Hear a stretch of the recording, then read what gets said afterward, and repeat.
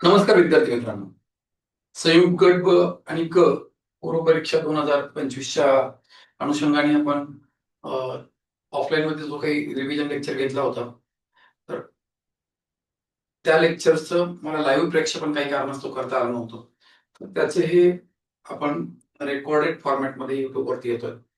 मागे 2 लेक्चर्स झालेले आहेत आपले. त्या 2 लेक्चर्समध्ये आपण गुणोत्तर प्रमाणावर आधारित असे 5 चॅप्टर्सचा एक सेक्शन केला होता. दुसऱ्या सेक्शनमध्ये आपण दुसऱ्या लेक्चरमध्ये पर्सेंटेज शेकडेवारी या संकल्पनेवर आधारित असलेल्या काही चॅप्टर्सला आपण बघत आहोत. त्यातल्या दुसऱ्या व्हिडिओमध्ये आपण शेकडेवारी आणि नफा तोटा बघितलं होतं. या लेक्चरमध्ये आपण प्रयत्न करूया सरळ व्याज आणि चक्रवाढ व्याज या 2 प्रकरणांना डिस्कस करण्यासाठी हातावरती घेऊया आणि ते संपवूया. हे 2 प्रकरण स्पर्धा परीक्षेच्या कुठल्याही स्पर्धा परीक्षेच्या दृष्टिकोनातून अत्यंत महत्वाचे आहे. आणि या 2 प्रकरणामध्ये आपण जे काही सूत्र वगैरे वापरतो किंवा जी पद्धती आपण अडॉप्ट केलेली आहे शालेय स्तरापासून किंवा इथं आल्याच्या नंतर सुद्धा स्पर्धा परीक्षेची तयारी करत असताना ज्या पद्धतीचा वापर करतो आपण, त्या पद्धतीचा जर विचार केला तर आपल्याला अजूनही जे काही वेळ आहे त्या वेळेमध्ये ते प्रश्न सुटत नाही किंवा प्रत्येक प्रश्न सुटत नाही. तर तुम्हाला तुमच्या काहीतरी स्ट्रॅटेजीज चेंज कराव्या लागतील. स्ट्रॅटेजीज म्हणजे तुमच्या अभ्यासात जी मेथड आहे त्यात म्हणजे गणिताची जी पद्धत आहे त्यातच बदल करावा लागते. बाकी स्ट्रॅटेजी म्हणजे अभ्यास तर तुम्ही करतो तोच. अभ्यास करताना जी मेथड आहे गणिताची जी अडॉप्ट केली त्यात चेंजेस करणं गरजेचं आहे. तर आपण आज सरळ व्याज आणि चक्रवाढ व्याजाच्या प्रकरणामध्ये तुम्ही नेमकं काय केलं पाहिजे हे अगोदर सांगून देतो आणि मग उदाहरणं घ्यायला चालू करूयात आपण. या 2 उदाहरणावरती या 2 टॉपिकवरती खास करून आयबीपीएसला जर तुम्ही परीक्षेला गेलात तुम्ही, तर आयबीपीएस आणि टीसीएस मध्ये खास करून आयबीपीएसच्या एक्झाम्सला खूप जास्त प्रमाणावरती याच्यावरती एक्झाम्पल्स असतात आणि आपल्याकडेही अधूनमधून याच्यावरती क्वेश्चन्स येतात. तर महत्वाचा टॉपिक आहे. जरा कॅल्क्युलेशन जास्त इन्व्हॉल्व असते या चॅप्टरमध्ये. तर हे असं आपलं सरळ व्याज नावाचं प्रकरण आहे. सरळ व्याजामध्ये आपण एक सूत्र बघितलेलं आहे PNR भागिले 100 बरोबर सरळ व्याज असं एकच सूत्र वर्कआउट होत होतं. पण या सूत्रानं ना आजपर्यंत कधी आपल्याला गणितं आली आहेत सगळीच्या सगळी मंडळी ना पुढे येतील. आपलं जे थिंकिंग आहे जे आपण ज्या पद्धतीने विचार केलाय मुळात ते पीएनआरच योग्य नाही. त्या सर्टन लेवलवरती 2-4 प्रॉब्लेम सॉल्व्ह करण्यासाठी ठीक आहे. पण सगळ्याच प्रॉब्लेम्सला पीएनआर अप्लाय करता येतं नाही. काय करायचं मग त्याच्यासाठी? त्याच्यासाठी बघा काय होतं सांगतो तुम्हाला. तर तुम्हाला या ठिकाणी मुद्दल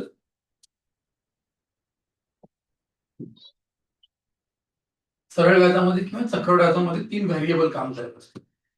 राईट? एक आहे तुमचं मुद्दल प्रिन्सिपल अमाऊंट म्हणतो आपण तीन दाखवतो. राईट? त्याच्यानंतर आपण त्याला व्याजदर बघत असतो 8% असते आणि आपल्याला नंबर ऑफ इयर्स म्हणजे मुदत असते की आपण एन या अक्षराने दाखवायचं. तर आपल्याकडं अंकगणितामध्ये रेखा पद्धती नावाचा एक प्रकार येत असतो. जुना प्रकार आहे. तर साधारणतः इसवी सनाच्या पूर्वीपासून ते साधारणतः 9व्या शतकापर्यंत वगैरे हे जे इसवी सनाचे पहिले 800 वर्ष 700-800 वर्ष आहेत. या कालावधीमध्ये खूप जास्त प्रमाणावरती रेखागणिताचा वापर केला जायचा. जे तुझ्यावरती माझ्यावरती गणिताचे जे संस्कार केले ते रेखा पद्धतीनेच केले गेलेले आहेत. सुरुवातीला बेरीज आणि वजाबाकी आपण रेषा मारून करायचो. तर सुरुवातच आपली रेखा गणिताने झालेली आहे. तर यामध्ये काय होतं बघा की ही एक रेष आहे की जी तुमची मुद्दल दाखवते.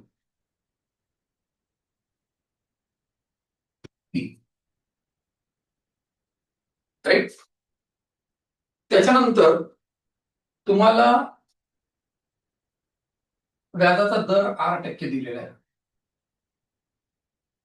8% हे नेहमी मुदलीचे असते. टक्केवारी व्याजाचा दर हा नेहमी मुदलीवरती घेतला जातो. कशावरती घेतला जातो? मुदलीवरती व्याजाचा दर घेतला जातो. राईट? तर याचे हे 8% जेव्हा घेतले जातील तर ते तुम्हाला एका वर्षाचं व्याज भेटेल. एका वर्षाचं व्याज झालं ते. 2 वर्ष असतील तर 2 वर्षाचं व्याज. 3 वर्ष असेल तर 3 वर्षाचं व्याज. 4 वर्ष असतील तर 4 वर्ष. म्हणजे तुम्हाला इथं त्यामध्ये रेषांची जी संख्या आहे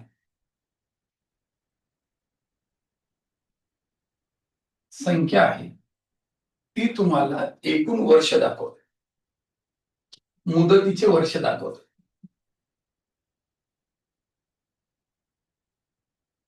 वर्ष दाखवते. प्रत्येक रेषेची किंमत जी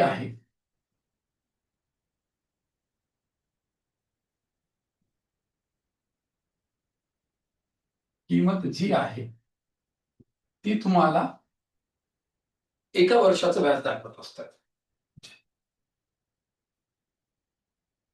एका वर्षाची व्याज दाखवतं. सर्व रेषांचं मूल्य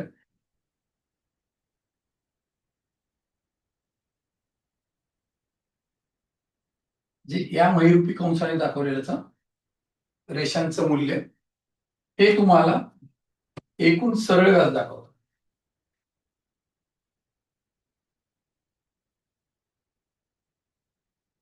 आणि तुम्हाला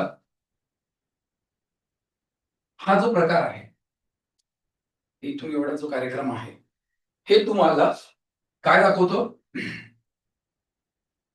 की बाबा तुझं हे एकूण रास दाखवतो.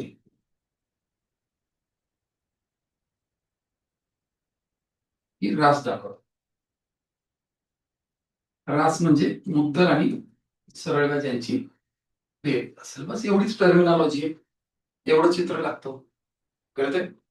आणि थोडस तुम्हाला या दोघांचा जर गुणाकार केला तुम्ही म्हणजे पीच्या 8% जर घेतला तर तुम्हाला एका वर्षाचं व्याज भेटेल.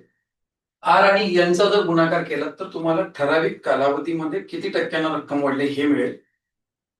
पी आणि यांचा जर गुणाकार केला तुम्ही तर 5 वर्षामध्ये ठेवलेली रक्कम इथून जेवढं व्याज मिळते तेवढीच रक्कम एका वर्षात ठेवलं तर किती व्याज मिळायला पाहिजे हे effective amount for a year भेटते. या 3 गोष्टी लक्षात ठेवाव्या लागतील. हा गुणाकार काय दाखवतो तुमचा, हा गुणाकार काय दाखवतो तुमचा आणि हा गुणाकार काय दाखवतो तुमचा. या 3 गोष्टीला जाऊन पण आपल्याला काय करता येतं, गणिताला मांडता येतं किंवा गणित वर्कआउट करता येतं. राईट? तर एवढाच काय तो तुला या चॅप्टर मध्ये काय म्हणतात त्याला बेसिक म्हणा तुमचं किंवा तुमचं सूत्र म्हणा, समीकरण म्हणा, काय वाटेल ते म्हणा तुम्ही. तर हे एवढं लागेल तुला. ह्याच्या पलीकडे काही लागणार नाही. राईट? तर मग आता याच्यावरती आपण वर्क करूयात. काय म्हणतात बघूयात. तर जसे 16.203% दराने 68,000 रुपयाच्या रकमेचे राईट रकमेचे 3 महिन्याच्या कालावधीचे सरळ व्याज काय म्हणतात. आता हे काय झालं, सरळ व्याज करायचंय. 16% दर म्हणजे किती झालं, एकच मिनिट हे 1/6. आता 9 महिने किती पैकी आहेत तुमचे, 9 महिने 12 पैकी आहेत म्हणजे 3/4 झालं तुझं. 3/4 झाले. राईट? साइन चूक 24, 3 1 3 म्हणजे हे 8 1 8, 3 1 3 झालं. म्हणजे मुद्दल किती 8च्या जागी 68,000 रुपये आहे. अटी अटी 64, 4 उरलं, 8 पंचे 40, 85 पट वर 2 शून्य आहे. याची पण किती पट होईल तुझी, 85 पट वर 2 शून्य होईल. तुला मिळणार त्या कालावधीचं सरळ व्याज किती असेल, 8,500 रुपये असेल. 8,500 रुपये सरळ व्याज असेल. किती सिंपल मेथड आहे बरोबर. 16.203% म्हणजे किती झालं, 1/6 झालं. 9 महिने म्हणजे 304 वर्ष झालं. 9 भागिले 9 महिने किती पैकी 12 पैकी 3 त्रिक 9 3 चूक 12 केलं 304 लिहिलं. अंश पुढे छेद मागे घेतला, कार्यक्रम होऊन गेला, विषय संपला. राईट. त्याच्यानंतर आपल्याला या उदाहरणामध्ये काय म्हणलं बघा, 6.25% दरानं 6.25% दरानं, राईट. किती 3,000 रुपयाच्या रकमेचा 4 फेब्रुवारी 2005 ते 18 एप्रिल 2005 या कालावधीचं सरळ व्याज काढायचं. आपण काय करूयात अगोदर, तो कालावधी किती दिवसाचा आधी चेक करून घ्या. म्हणून 4 फेब्रुवारी 2005 ते 18 एप्रिल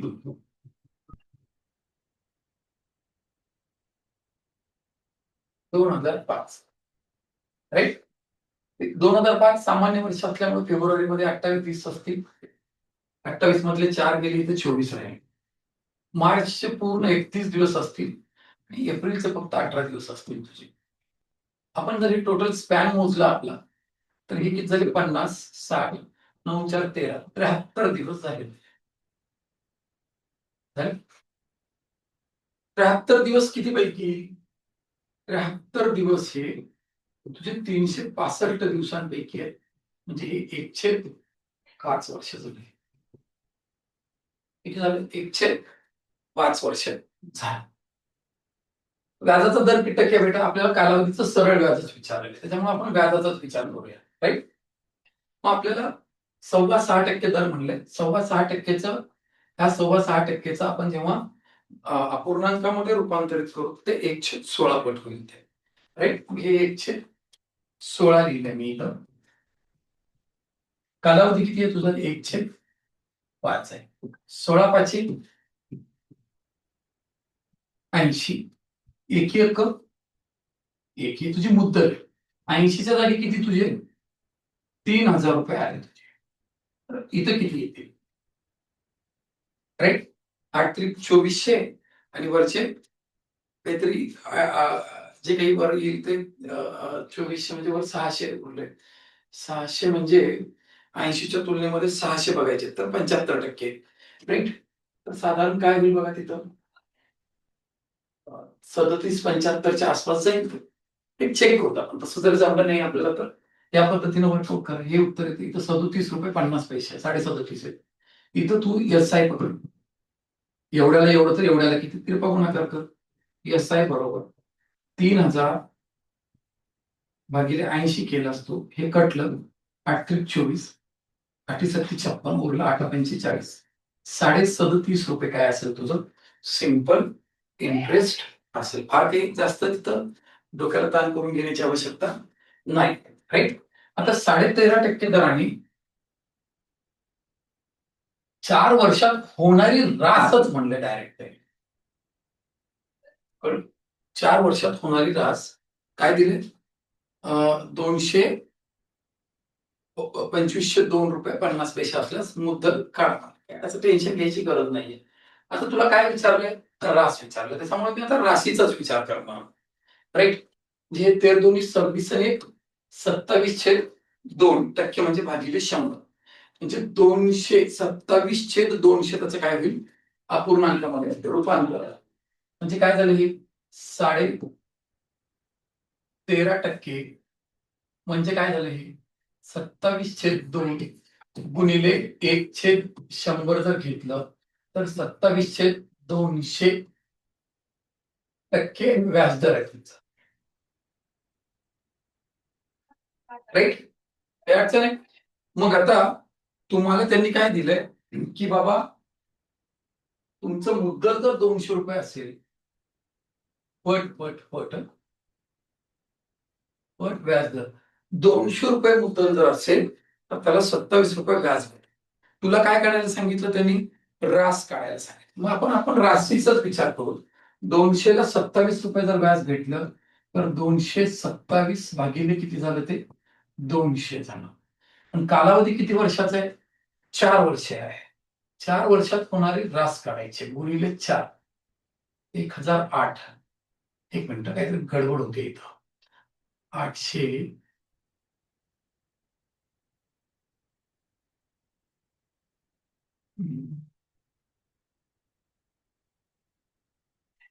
एक एक एक एक एक एक एक एक एक मिनिट. 200 ला 27, राईट?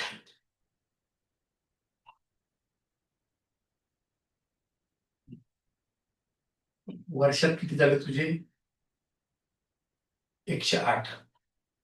308 झालं ते. 27 चोक 108. हे बघ बेटा, असं होतं हे. असं करायचं.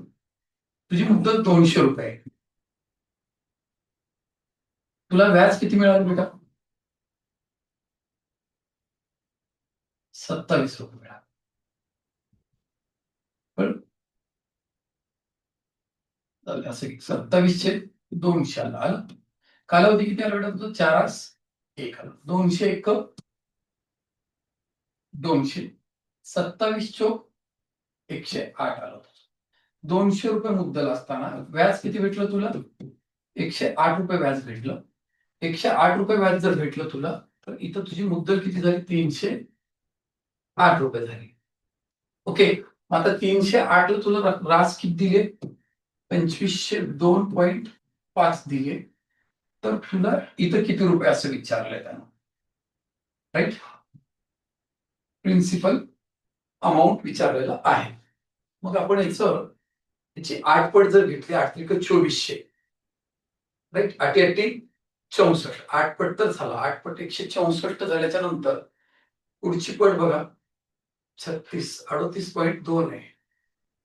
38.5 व्हायला लागला. 38.5 म्हणजे खूपच पॉईंट मध्ये चाललंय त्या. बरं ठीक आहे, चल असं करत आहे. पी इक्वल्स टू एवढ्यामध्येच कॅल्क्युलेशन करून घे. पी बरोबर 200 गुणिले 2502.5 भागिले किती? 308. पी बरोबर 5005 दुप्पट घेतलं, त्याचा पुढे 2 शून्य लावलं, भागिले किती? 308. इथं 30 न भाग देतो. 30 एक 30, किती उरलं?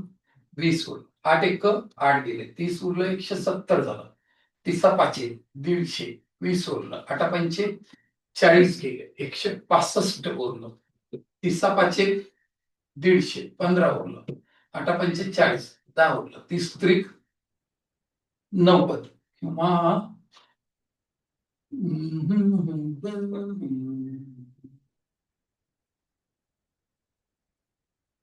2 मिनिटं त्याला आपण वेगळ्या अँगलने वर्कआउट करू.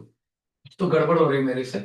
मुद्दल 100 रुपये पकड. तुला मुद्दल माहीतच नाहीये तर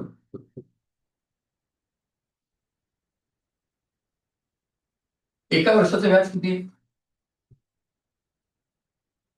13.5 रुपये.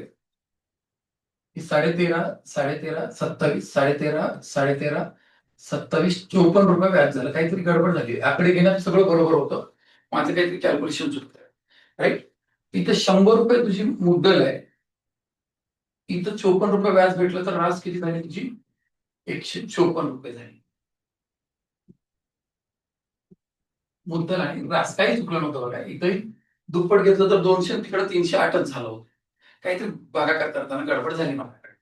मग तुला काय दिलेलं आहे? 2502.5 ला किती रुपये? तर प्रिन्सिपल अमाऊंट बरोबर 25,005, एक न पॉईंट गेला, पुढे 0 भागिले किती? 154 आहे. मग मी काय करतो? 25,00250 भागिले 154. आता हा भागाकार करून घेईल. 15 एक 15, 10 उरलं. बरोबर होतं बरं. तेव्हा 500 500च होतं ना. काहीतरी गडबड झाली होती कॅल्क्युलेशन मध्ये. असं 4 एक 4, इथं 96 आलं. 15 90 आलं. 90 गेल्यावरती किती आले? 6 आले. 6 चोक 24 गेलं, 58 उरलं. 15 त्रिक 45 गेलं, 13 उरलं. 4 त्रिकम 12 गेले, 125 उरलं. गडबड व्हायला लागली. 15 एक 15, 10 उरले, 100 झाले. 4 एक 4, 15 सख्खी 90, 6 उरलं, 65 झालं. अरे, एक मिनिट. हे 250, 250, हे 154, इथं चुकलो. 15 एक 15, 10 उरलं. 4 एक 4 गेली, 96 उरलं. 15 चोक 60, 15 सख्खी 90, 6 उरलं. हे 6 चोक 24 उरलं. मी 4 एक 4 म्हणलो. 6 चोक 24 गेलं. किती उरले तुझे? 38 उरले. 15 दोन्ही 30 घेतलं मी, 8 उरलं. हे गेल्या याच्यातनं उरले 75 उरलं. 77 उरलं, सॉरी. 77, 15 पाचशे 75 झालं. 2 25, 1625 रुपये. इथंच उत्तर असेल. 1625 रुपये लिहितात. राईट, थोडं आकडे टीडीएस आहे. पाठीमागच्या पण गणितामध्ये आपण ते दुप्पट जेव्हा घेतली ना, ती माझी काही तर दुप्पट चुकली होती. मी जेव्हा इकडं 200 आणि इकडं 308 घेतलं होतं ना, त्याच्यानुसार पण आलं असतं ते. फक्त हे भागाकार करताना गडबड झाली होती. मी आता इथं काय गडबड झाली होती, हे 6 चोक 24 म्हणत होतं, मी 4 एक 4च बोललो होतो. राईट, चल थोडं इकडे तिकडे म्हणजे लक्ष झालं तर हे होतं. 1625 रुपये काय असेल त्याचं उत्तर असेल. राईट, आता त्याच्यानंतर आता इथं खास काय माहिती का या उदाहरणामध्ये, इथं कन्सेप्ट महत्वाचा नाहीये. हे जे भागाकार आहे, हे जे कॅल्क्युलेशन आहे, हे फार महत्वाचं आहे. तर ते त्या प्रेशरला, त्या स्पर्धा परीक्षेमध्ये कॅल्क्युलेशन आपलं रन होणं खूप गरजेचं आहे. कारण आकडे फालतू आहेत एकदम. राईट, आकडे टीडीएस आहेत एकदम.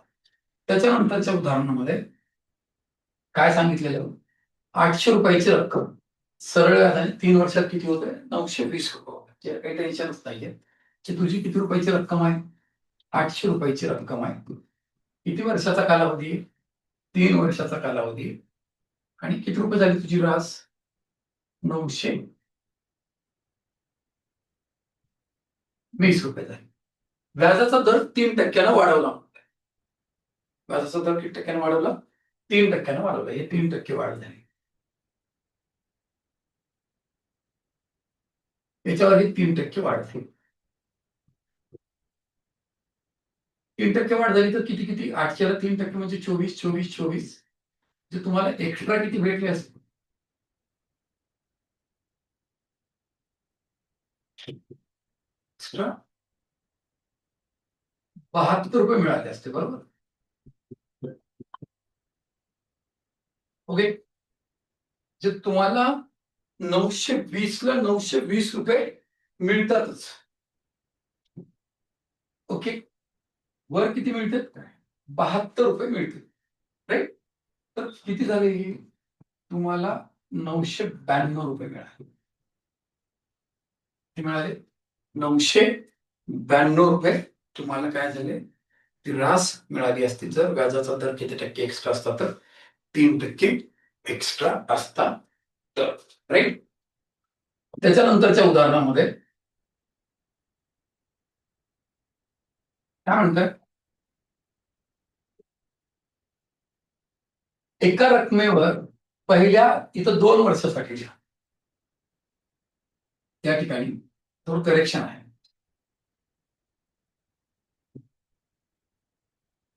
पहिल्या 2 वर्षासाठी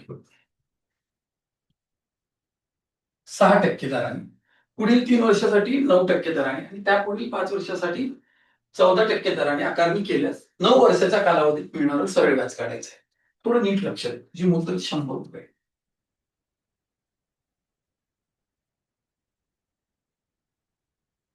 100 रुपये. पहिले 2 वर्ष तुला किती रुपये व्याज भेटणार आहे? 6% म्हणजे 6,000 रुपये व्याज भेटणार आहे. पुढचे 3 वर्ष किती भेटणार आहे तुला? 9, 9, 9 भेटणार आहे. आणि त्याच्या पुढच्या 5 वर्षासाठी 1, 2, 3, 4 आणि 5 वर्षासाठी किती भेटणार आहे? 14% भेटणार आहे. हे 14. राईट, तर 9 वर्षाचा कालावधी 1, 2, 3, 4, 5, 6, 7, 8, 9 वर्षाच्या कालावधीमध्ये ही एक्स्ट्रा रेश व्हायला लागली, 10 वर्ष व्हायला लागली. एवढ्याच कालावधीमध्ये मिळालेलं सरळ व्याज विचारलं. बरोबर आहे. हे साई दोन्ही इथून एवढे किती झाले तुझे? 12 झाले. हे 9 तरी किती झाले तुझे? 27 झाले आणि ही 14 चौक किती झाले तुझे? 1 2 3 4 56 झाले तुझे. हे 70 13 83 आणि हे 95 झाले तुझे. जे काय झालं तुझं? सरळ. राईट. म्हणजे तुझी मुद्दल जर 100 रुपये असेल तर सरळ व्याज किती झालं होतं तुझं? 95 रुपये झालं. ओके. त्याचं गुणोत्तर घे. 20 19 झालं. पण आता तुला सरळ व्याज किती भेटतंय? 11,400 रुपये. 19ची तुलना करता ही 6 पट 114 आणि वर किती शून्य लावलेत त्यांनी? 2 शून्य लावले. याची पण तू 6 पट घे. 120 झालं.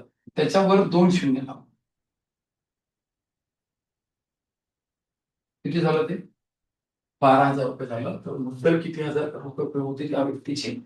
त्या व्यक्तीची मुद्दल 12,000 रुपये होती. कळतंय? तर हे असं सिंपल आहे. काही सूत्र तिथे लावत बसायची गरज नाहीये. स्ट्रक्चर कन्सेप्ट वर्कआउट करायचा, त्याच्यावर काम करायचं. एक रक्कम सरळ व्याजानं 2 वर्षात किती रुपये होते? 1,008 रुपये होते. आणि 3.5 वर्षात किती होते? 1,164 रुपये होते. तर व्याजाचा दर काढायचा आहे.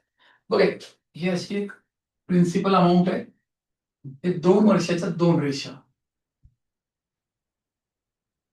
मुदली सह जर बघितलं तर हे 1,008 रुपये होतं. आता तेच तू 3.5 वर्षात, 1 वर्ष, 2 वर्ष, 3 वर्ष आणि हे अर्ध 3.5 वर्ष. राईट. तर हे एवढ्या वर्षामध्ये जर इथंच व्यवहार, सॉरी, एवढ्या वर्षाचे किती झाले त्याचे? 1,164 रुपये झाले. हा व्यवहार इथंच क्लोज केला असता त्यांनी. किती रुपये झाले असते त्यांची? 1,008 रुपये झाले असते. राईट. इथून एवढ्या भागामध्ये किंमत किती वाढली त्यांची? 156 रुपये एवढे वाढले त्यांनी. म्हणजे ह्याचा अर्थ सरळ सरळ काय की 3 वर्षामध्ये, 1.5 वर्षामध्ये किती वाढतात त्याचे? 1.5 वर्ष गेले तुमचे की तुम्हाला 156 रुपये व्याज लागलं. पॉईंट 5 आलं ना, दुप्पट करायची. जे 3 वर्षाचं व्याज किती झालं तुमचं? 312 रुपये झालं. म्हणून एका वर्षाचं व्याज किती झालं तुमच्या? एका वर्षाचं व्याज 104. एका वर्षाचं व्याज किती झालं तुमच्या? 104 रुपये झालं तुमचं व्याज. राईट. मग तुम्हाला इथं 104 रुपये, इथं 104 रुपये. हे 2 वर्षाचं सरळ व्याज किती झालं तुमचं? 208 रुपये झालं. हे सगळं प्रिन्सिपलला धरून 1,008 आहे. त्यातले हे 208 आहे. तर प्रिन्सिपल अमाऊंट किती असेल तुमचं? 1,008 मधून 208 गेलं तर 800 रुपये झालं. हे व्याज 104 रुपये कुणावर भेटलेले आहेत? 104 रुपयावर भेटले. 104 रुपये हे 800 रुपयावर भेटलेले आहेत. म्हणून व्याजाचा दर काय होईल तुमच्या? व्याजाचा दर जो काही आहे तो किती होईल? 104 रुपये. किती पैकी? 800 पैकी. टक्केवारी म्हणलं की कितीने मल्टिप्लाय करशील? 100%. म्हणजे हे किती टक्के झालं तुझं? 13% व्याजदर असेल. किती टक्के व्याजदर असेल? 13% व्याजदर असेल. म्हणजे याचं उत्तर काय असेल? Receive answer. किती टक्के असेल? 13% व्याजदर होईल. राईट. त्याच्यानंतर जसे कोणत्या दराने एखादी रक्कम 16 वर्षामध्ये दुप्पट होईल म्हणतात. राईट. तर तुम्ही कुणाला तरी 100 रुपये दिलात तुम्ही, मध्ये कालावधी केला. किती वर्षाचा गेला? 16 वर्षाचा गेला तुमचा कालावधी. आणि ती काय झाली तुमची रक्कम? दुप्पट झाली. दुप्पट झाली म्हणजे किती रुपये झाली तुमची रक्कम? 200 रुपये झाली. 100 रुपयाची रक्कम 200 रुपये झाली म्हणजे सरळ व्याज किती मिळालं तुम्हाला? मला 100 रुपये सरळ व्याज मिळालं. मला माहिती आहे पटीची n-1 भागिले 100 केले काय भागिले 11 ते 16 वेळा केलं की आन्सरच आहे. सूत्र सगळीकडे कामाला येत नाही. काय कळलं? ही कन्सेप्ट आहे. ह्या कन्सेप्टनं कुठलाही प्रॉब्लेम सॉल्व्ह होतो. मग काय झालं? व्याजदर काय होईल? व्याजदर 100. भागिले किती 16 बरोबर किती झालं 6.14%. जे एका वर्षामध्ये जे काही रक्कम मिळेल व्याज मिळेल ते त्या 100 रुपयाच्या एका वर्षाची रक्कम किती असेल 6.25%. 16 इथं आयोगाच्या धर्तीवरती प्रश्न डिझाईन झालेला आहे. हे एक डिलीट करा. 6.25% काय असेल त्याच्या व्याजाचा दर असेल. छपाई मिस्टेक आहे. मग आता त्याच्या पुढचं उदाहरण बघा 8व्या नंबरचं. काय म्हणतं ते व्याजाचा दर आणि मुदत समान असल्यास म्हणजे रेट ऑफ इंटरेस्ट आणि टाइम पिरियड दोन्ही सारखा आहे. म्हणजे व्याजदर जर 4% असेल तर कालावधी पण 4 वर्ष आहे. व्याजदर 15% असेल तर कालावधी 15 वर्ष आहे. व्याजदर 20% असेल तर कालावधी 20 वर्ष असं ते काय म्हणतात त्याला ते स्कीम आहे ती. तर अशा केसमध्ये जे काही पट दिलेली असते त्या पटीचं काय करायचं ही पट आहे त्या पटीला 2 शून्य लावायचे. लावली 2 शून्य लावले की याचं वर्गमूळ काढायचं. वर्गमूळ काढलं की 20/3 त्याला भागाकार करायचा. 6 दोन्ही 3 संग 18 203 आलं. मुदत विचारलं तर 6.203 वर्ष म्हणायचं. आणि व्याजदर जर म्हणलं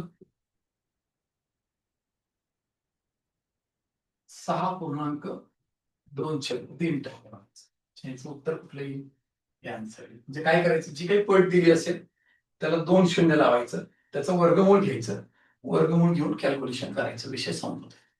आणि ही जी पट दिलेली असते त्याचं शून्य लावल्याच्या नंतर किंवा शून्य लावण्याच्या अगोदर वर्गमूळ निघतच ते निघावंच लागतं कारण व्याजाचा दर आणि मुदत कशी आहे समान कळतंय. म्हणून ते काय होतं की वर्गमूळ निघणं गरजेचंच असतं तर ते निघतच ते हे असं त्याचा आन्सर आलं. त्याच्यानंतर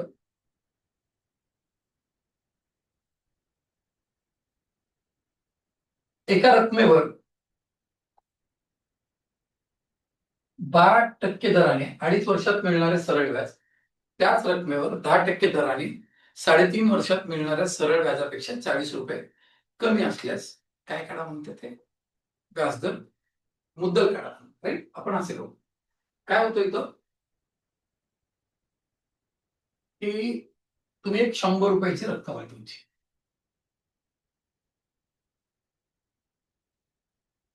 2.5 वर्षाचा कालावधी 1 वर्ष 2 वर्ष 2.5 म्हणजे हे अर्धा वर्ष 12% दर आहे. 12% म्हणजे 100ला इथं 12 रुपये इथं 12 रुपये इथं 6 तर किती झालं तुमचं सरळ व्याज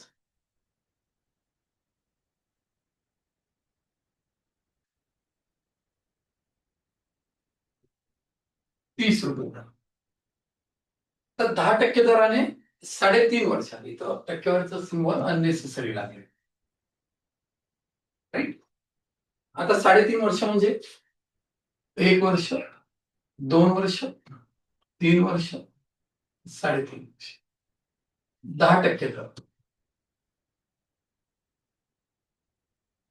10 10 10 आणि 5 सरळ व्याज किती झालं तुमचं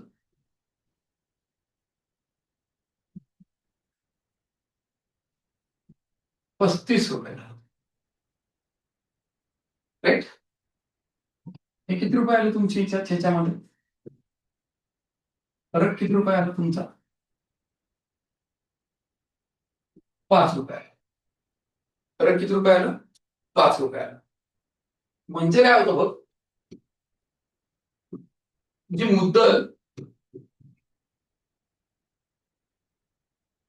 100 रुपये असेल तर फरक किती रुपयाचा आहे 5 रुपयाचा आहे. राईट 40 रुपयाला किती पट याची 8 पट इथं पण 8 पट 800 रुपये मुद्दल किती रुपये असेल तुमची 800 रुपये असेल. राईट. सोपे प्रॉब्लेम्स आहेत आणि काही फार असं काही नाही यातला. प्रत्येक प्रॉब्लेम 10च्या 10 प्रॉब्लेम्स हे मागच्या 10 वर्षाच्या कालावधीमध्ये, तर ते 2015 पासून पुढच्या कालावधीमध्ये कुठल्या ना कुठल्या एमपीएससीने घेतलेल्या परीक्षेत आलेले प्रश्न आहेत हे. फक्त काय केलेले आकडे चेंज केलेले. राईट. आता एक रक्कम त्या ठराविक दराने सरळ व्याजाने 3 वर्षासाठी दिली. रक्कम आपल्याला माहिती नाही, आपण 100 रुपये बघतो. 3 वर्षासाठी सरळ व्याजाने दिली. जर व्याजाचा अतिरिक्त दर 2% असतात, 2% अतिरिक्त म्हणजे 2-2 रुपये अतिरिक्त भेटले असते. वर्षाला प्रत्येकी 2-2 रुपये अतिरिक्त भेटले असते. अतिरिक्त रक्कम किती झाली असती?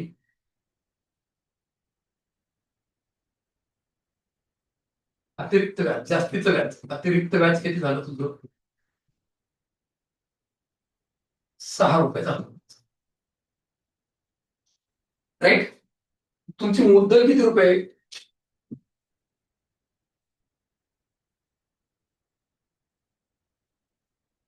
100 रुपये. तुम्हाला व्याज किती भेटलंय?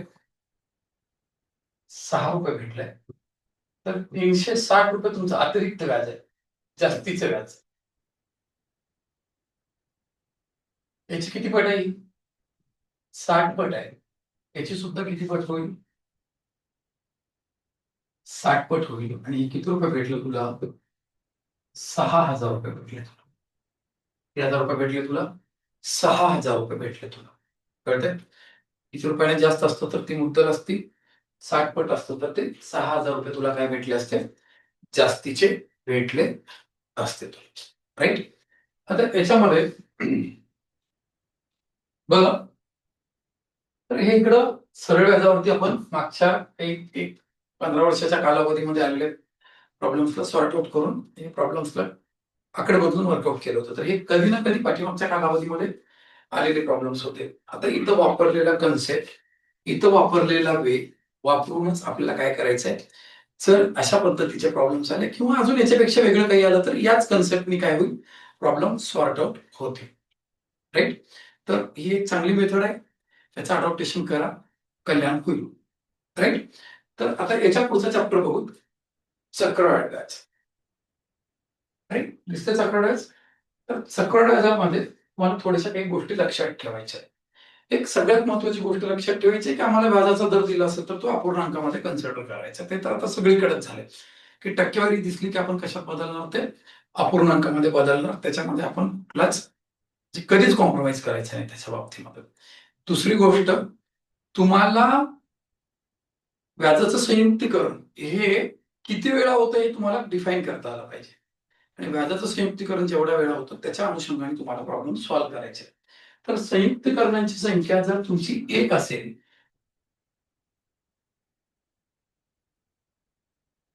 काही गोष्टी लक्षात ठेवायच्या तुम्हाला. तुमची संयुक्तीकरणाची संख्या जर 1 असेल तर तुम्ही 1 लक्षात ठेवायचं. 2 असेल तर 2 आणि 1 लक्षात ठेवा. 3 असेल तर 3, 3, 1 लक्षात ठेवा. 4 असेल तर 4, 6, 4, 1 लक्षात ठेवा. आणि 5 असेल, 5, 10, 10, 5, 1 ठेवा. हे कधीच विचारत नाही, पण एक एक्स्ट्रा कप ऑफ मिल्क आपण आपल्या जवळ ठेवलं पाहिजे. कळलं? खास करून हे IBPS वाले जे आहेत ना, हे कधी काय विचारतील यांचा नियम नसतो, म्हणून आपण हे आपल्या जवळ ठेवलेलं आहे फुसकीचं मार्ग. राईट. त्यामध्ये काय होत असतं, हे सगळ्यात चेंडूची जी किंमत असते ना, हे चक्रवाढ व्याज दाखवत असतात. हे सगळे मिळून काय दाखवते, चक्रवाढ व्याज दाखवत असते. हे पहिला चेंडू जो असतो ना, हा सरळ व्याज दाखवतो. आणि पहिल्या चेंडूला सोडून बाकीचे जे सगळे आहेत ते चक्रवाढ व्याज व सरळ व्याजातला फरक दाखवतात.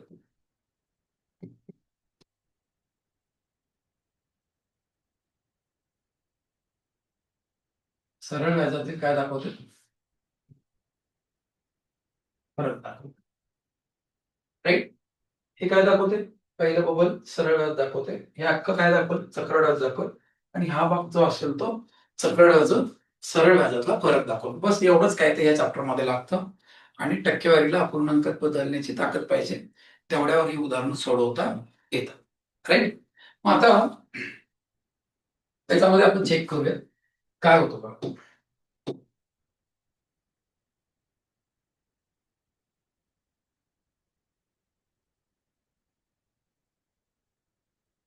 जसा जसे 4 दराने 2 वर्षाचा कालावधी किती वर्ष? 2 वर्षाचा आहे. वार्षिक व्याज दर इयरली कंपाऊंडिंग आहे याच्यामध्ये. इयरली कंपाऊंडिंग असल्यामुळे काय होतं की तुम्हाला 2 वेळा 2 वर्षाच्या कालावधीत 2 वेळा कंपाऊंडिंग होईल. 2 वेळा कंपाऊंडिंग झाली की तुला काय लक्षात ठेवायला सांगितलं मी? 2, 2, 2 आणि 1 लक्षात ठेवायला सांगितलंय. हे तू 2 आणि 1 लिहिला इथं. 2 आणि 1 लिहिलं. तुझं रक्कम किती आहे तुझी? 7,500 रुपये आहे. याच्यावर किती टक्के दराने व्याज लागणार आहे तुला? 4% दराने लागणार. 1% म्हणजे 75, 4% म्हणजे 300 रुपये झाले. राईट. आणि याचे परत 4% म्हणजे 12 रुपये झाले. राईट. हे किती रुपये झाले तुमचे? 600 रुपये झाले. आणि हे किती झालं? 12 रुपये झालं. म्हणजे तुम्हाला मिळालेलं चक्रवाढ व्याज किती रुपये असेल? चक्रवाढ व्याज किती असेल? 612 रुपये असेल. चक्रवाढ किती रुपये भेटलं तुम्हाला? 612 रुपये एवढं चक्रवाढ व्याज भेटलं तुम्हाला. राईट. त्याच्यानंतर 15 वर्ष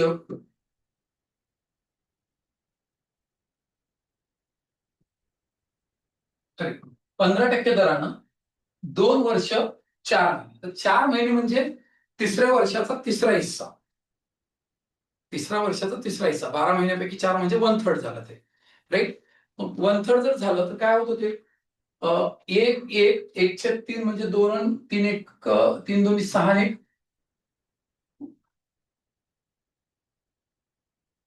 किती आलं ते? 703. इथे किती? परत मग 4 महिने म्हणजे 1 1 1 1 2. 1 अधिक 203 म्हणजे हे 503 आलं. राईट.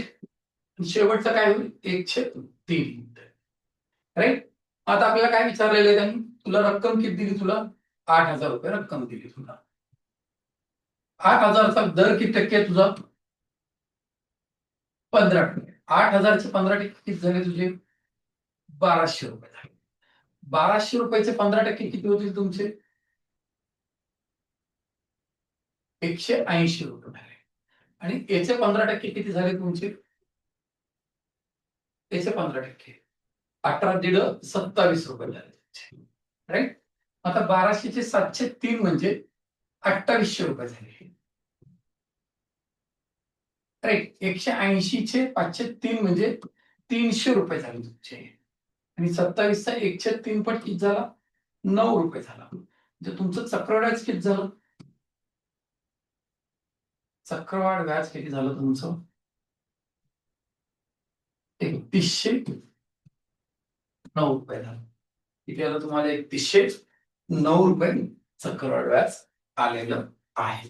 राईट. तर मग आपल्याला वर 4 महिने 3 महिने 6 महिने घेतले तर कशा पद्धतीने केले हे कळलं असेल. राईट. तर मग इथं बघा, आता 2 वर्षाच्या कालावधीमध्ये 6माही व्याज संयुक्ती करणार म्हणताय.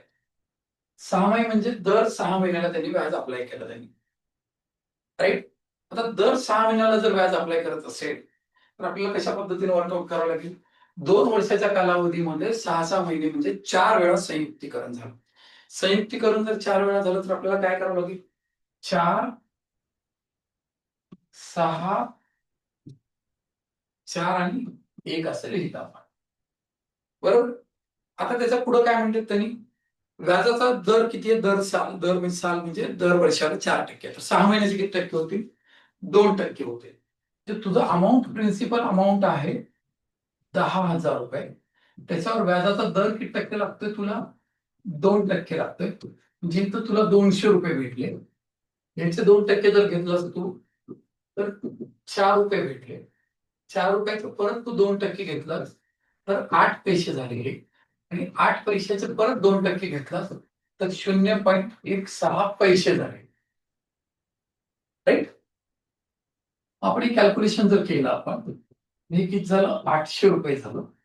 हे 6 चोक 24 रुपये झाले. हे 8 चोक 32 पैसे झाले. आणि हे 0.16 पैसे झाले. तुमची रक्कम काय व्हायला लागली? 824.3216 रुपये एवढी झालेली असेल सगळ्यांची बेरीज. राईट?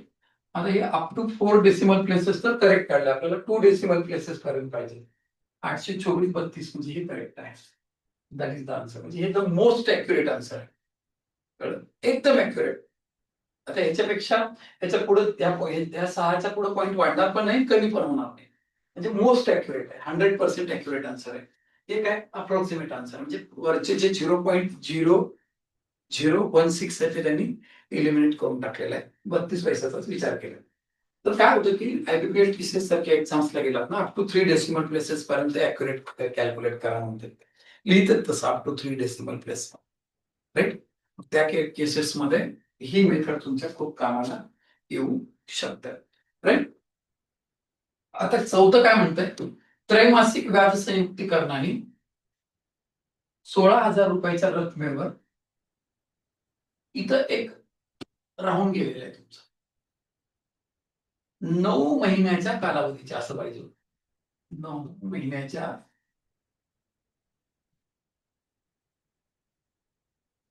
कालावधीचे करेक्शन करून घ्या. त्याचा इथला कालावधी घ्यायचा राहून गेलेला आहे. 9 महिन्याच्या कालावधीचं चक्रवाढ व्याज काळा म्हणतात. आता व्याजाचं संयुक्तीकरण जे आहे, जे मुदलीमध्ये व्याज नेऊन मिळवण्याची जी क्रिया आहे ती दर 3 महिन्याला होते. जे 9 महिन्याच्या कालावधीमध्ये ती किती वेळा होईल? 3 वेळा होईल. म्हणजे कंपाऊंडिंग किती वेळा झाली? 3 वेळा झाली. म्हणजे व्याजाचं संयुक्तीकरण किती वेळा झालं? 3 वेळा झालं. तर 3 वेळा कंपाऊंडिंग होत असेल तर आपण काय लक्षात ठेवलेलं आहे? 3, 3, 1. आता व्याजाचा दर जो आहे तो वार्षिक आहे. वार्षिक 20% आहे. तर 6 किती होईल? 10% होईल. मग 3 किती होईल? 5% होईल. तर आता 5% दराने विचार करावा लागेल तुला. हे 5% दर आहे. राईट? आणि मुद्दल किती आहे तुमची? ही 16,000. 16,000चे 5% म्हणजे किती झाले? 800 रुपये झाले. 800चे 5% किती झाले तुमचे?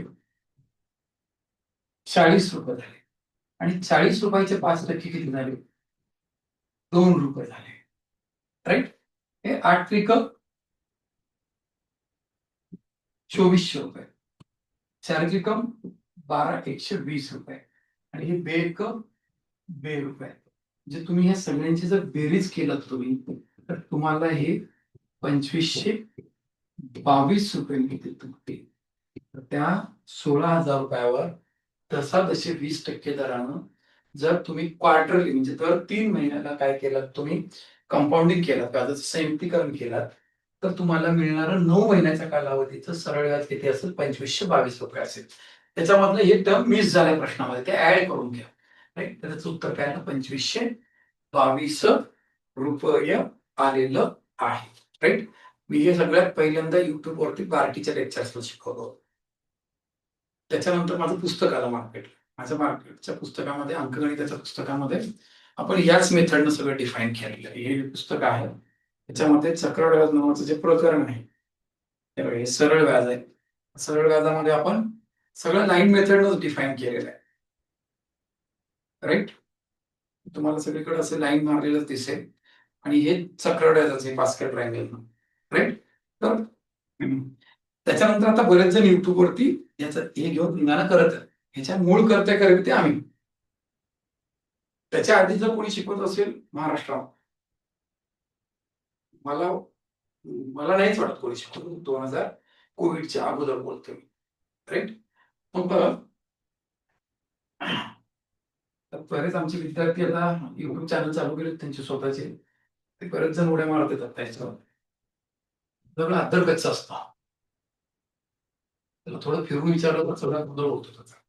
एका रकमेवर दशादशे 3 वर्षाच्या कालावधीत मिळणारं सरळ व्याज किती रुपये? 1200 रुपये. त्याच रकमेवर त्याच कालावधीचं चक्रवाढ व्याज करा म्हणते. किती वर्षाचा कालावधी आहे? 3 वर्षाचा कालावधी आहे. काय लिहिता येईल त्याला? 3, 3, 1. पहिला चेंडू जो असतो तो सरळ व्याज दाखवतो. सरळ व्याज किती दिले तुला?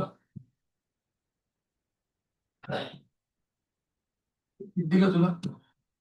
1200 रुपये. म्हणजे 3 भागांची किंमत किती रुपये आहे तुझी? 1200 रुपये. आता 3 भागांची किंमत जर 1200 रुपये असेल तर तुमचा एक भाग केवढ्याला पडला असेल इथला? हे 400 रुपयाला. बरोबर आहे. मग इथून पुढे कितीनं प्रॉसिक्यूट होतो? 5%. 400 चे 5% किती झाले तुमचे?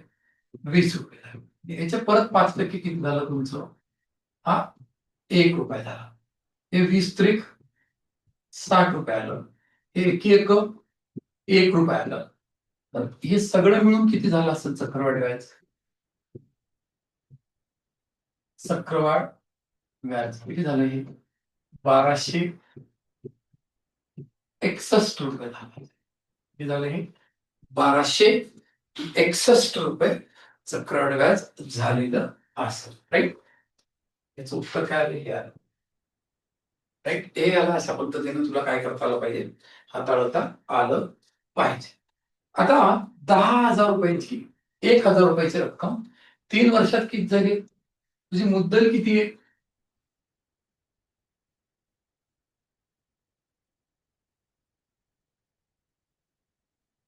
1,000 रुपये. तुझी रास किती आहे? 1331 रुपये. कालावधी किती आहे? 3 वर्ष. जेवढे वर्ष कालावधी असतो तेवढ्या वर्षाचं मूळ काढायचं. घनमूळ काढा. घनमूळ घेऊन याचं घनमूळ किती आलं? 10 आलं. त्याचं घनमूळ किती आलं? 11 आलं. 10 रुपये असताना 11 रुपये म्हणजे व्याज किती झालं तुझं? 1 झालं. आता 1 रुपये व्याज हे कुणावर असेल? तुझ्या मुद्दलवर असेल. हे एक किती पैकी? 10 पैकी 1/10 ला तू वर 2 शून्य लावलं तू तर किती टक्के झालं? 10% व्याजदर आलं. 10% व्याजदर झाला. किती टक्के व्याजदर आहे? 10% व्याजाचा दर असेल. त्याच्यानंतरच्या उदाहरणामध्ये काय म्हणतात?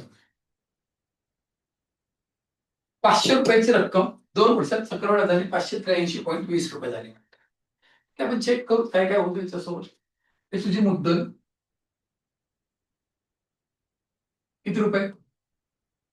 500 रुपये झाली. रास किती झाली तुझी? 583.2 रुपये झाले. हे 5,000 रुपये झाले तुझे. हे 5,832 रुपये झाले. त्याचं गुणोत्तर घेतलं हे 2,500 झालं. हे 2,916 रुपये झालं. इकडे गुणोत्तर घेतलं काय रुपये लागले. कालावधी किती वर्षाचा? 2 वर्षाचा. वर्गमूळ घेऊ. वर्गमूळ जर घेतला आपण हे 50 आलं. हे 54. 50 ला 54 म्हणजे व्याज किती भेटलं बाळा तुला? 4 रुपये व्याज भेटलं. 4 कुणावर भेटलं तुला? 50 ला भेटलं. टक्के काढायचं तर 4/50 गुणिले 100% बरोबर. व्याजाचा दर किती टक्के झाला? 8% झाला. तर व्याजाचा दर किती टक्के? 8%. कळते? तर व्याजाचा दर किती टक्के? रेट ऑफ इंटरेस्ट किती पर्सेंट आहे? 8% आहे. कळतंय? काही अडचण आहे याच्यामध्ये? आता काय म्हणतात त्यांनी? तुम्हाला 3 वर्षाच्या कालावधीत मिळणार चक्रवाढ व्याज दिले. 3 वर्ष म्हणजे काही ऑप्शन द्यायचे राहिलेले आहेत. आपण काढू शकतो. कळ 36 त्रिके 108, 36 साहित त्रिक 18, 108, 18, 126 आणि 127. 1270 दिले. 10 पट दिले. तर तुला काय विचारलं त्यांनी? त्याच कालावधीचं इथं डबल झालंय. इथं सरळ व्याज ठेवा.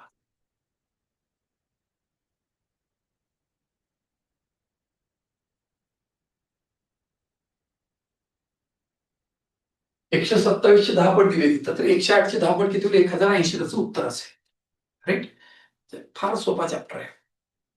फक्त टेक्निक प्रॉपर पाहिजे.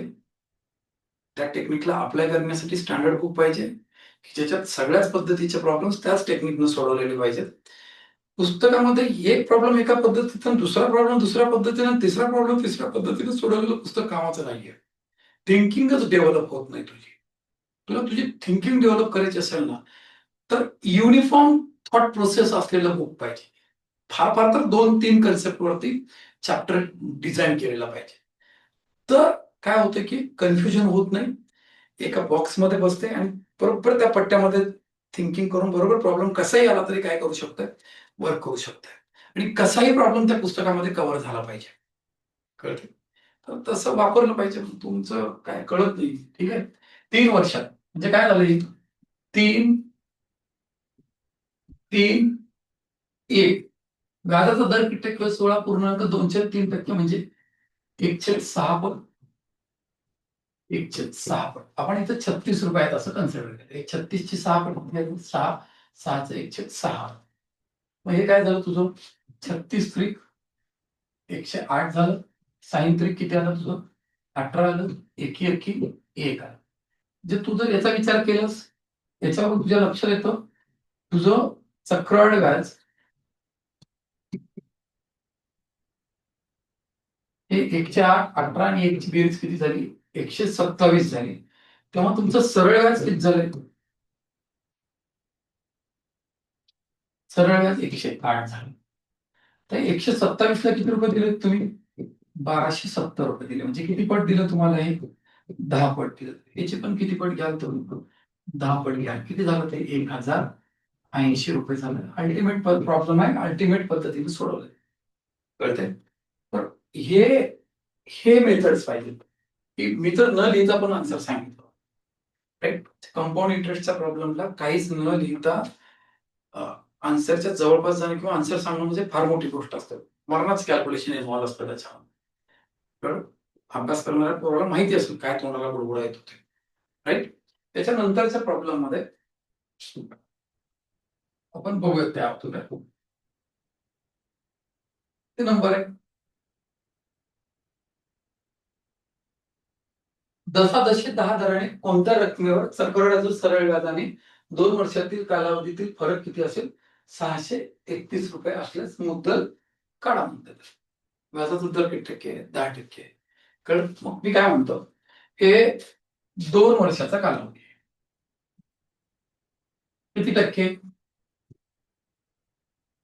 10%. 10%चा फरक. इथं 10 असेल तर इथे किती असेल? 1 असेल. हे 10 दोन्ही किती झालं तुझं? 20 झालं. हे काय झालं? 1 झालं. मुद्दलवर किती आलं तुझ्या? 10% आलं. तुझी प्रिन्सिपल अमाऊंट किती असेल? 100 पकड. राईट? मी तुला काय दिलंय? यांच्यातला फरक दिलाय. सरळ व्याज चक्रवाढीचा फरक किती आला? 19. 19 ला किती दिलं तुला? 631 रुपये दिलं. 19 दोन्ही 38, 19 त्रिक 57.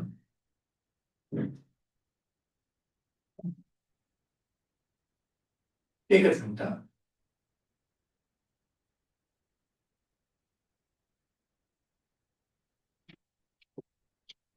2 वर्षाच्या कालावधीत मिळालेल्या सरळ व्याज चक्रवाढीचा फरक.